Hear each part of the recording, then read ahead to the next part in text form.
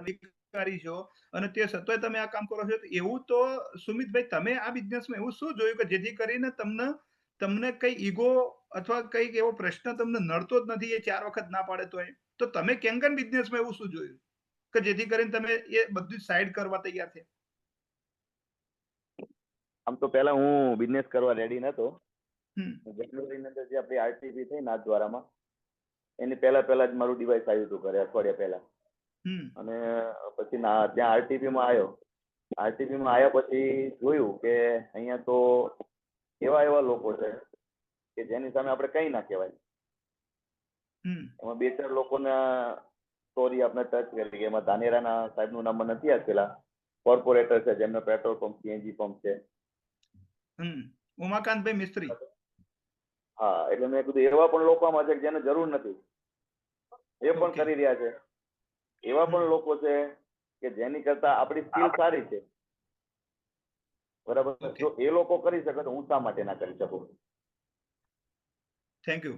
મતલબ કે તમને ઉમાકાંતભાઈ ના માધ્યમથી તમને એક અંદરથી અલગ ઉર્જા મળી, અને એના કારણે તમને કામ કરવાની ઈચ્છા થઈ. તમે વિચાર તો કરો, ઉમાકાંતભાઈ છેક ધાનેરા છે, તમે છેક સુરેન્દ્રનગર છો, અને ઉમાકાંતભાઈ કોણ છે?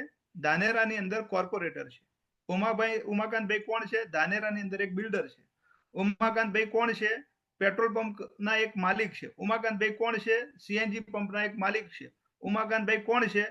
બેનસો, જેને લાટી કહેવાય. ધાનેરાની અંદર ફૂટના 5,000 થી 10,000 રૂપિયા ભાવ છે. એવી જગ્યાએ એમને 3-4 વીઘાની અંદર બેનસો છે.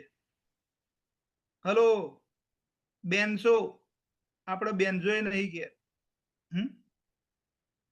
ન કે એ વગાડીને 2004 થી રાત્રે ભેગા કરી લઈએ. એ વ્યક્તિ જો કેંગન બિઝનેસ કરતો હોય તો એને જોઈ અને સુમિતભાઈની ઈચ્છા થઈ કે હું પણ આ બિઝનેસ કરું. દુનિયામાં દરેક વ્યક્તિ એકબીજાને જોઈને જ આ કામ કરે છે. હું પણ કોઈ વ્યક્તિની એનર્જી લીધી અને પછી મારા અંદરમાં આવી. હું પણ સુરતની અંદર ફર્સ્ટ મીટિંગની અંદર ગયો ત્યારે બોમ્બેથી ઉપદેશ મલિક સાહેબ આવ્યા હતા. 6A2-2 હતા. એ વખતે -3 નતા, 6A2-2 હતા. અને એ વ્યક્તિની મને ઉર્જા મળી. એમને એક શબ્દ કીધો હતો કે મારે બોમ્બેની અંદર 18 પેટ્રોલ પંપ છે. કેટલા? હલો, આઈફોન વાળા ભાઈ, નખ ખોતરો ખાઈ ના જતા હો અગળ્યું આખી. અને નામ તમારું શું પાડ્યું છે? આઈફોન છે. અને તે છતાંય આ એક મને તક મળી એટલે મેં 18 પેટ્રોલ પંપ સાઈડ વિચાર્યું અને આ કેંગન બિઝનેસમેન કર્યું. અને આજે એક જ મિનિટ